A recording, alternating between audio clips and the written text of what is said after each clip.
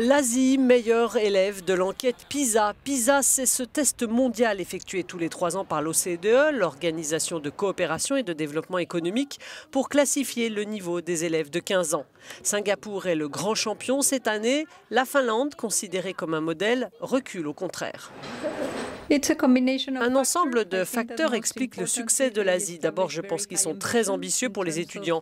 Ils consacrent leurs efforts et leurs ressources pas seulement pour l'école. Les familles investissent aussi dans une éducation de haute qualité. Et enfin, par-dessus tout, ils investissent beaucoup dans les professeurs.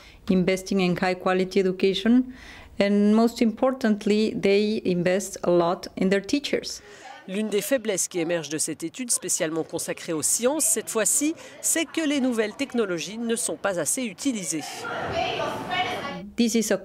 Cet échec interpelle bien sûr le système éducatif. Il faut qu'il y ait une utilisation plus importante de toutes ces technologies et toutes ces avancées impressionnantes pour améliorer l'enseignement de la science. Et aussi pour ne pas seulement transmettre les messages ou les connaissances liées à la pensée scientifique, mais pour développer les mentalités des enfants afin qu'ils deviennent des scientifiques eux-mêmes.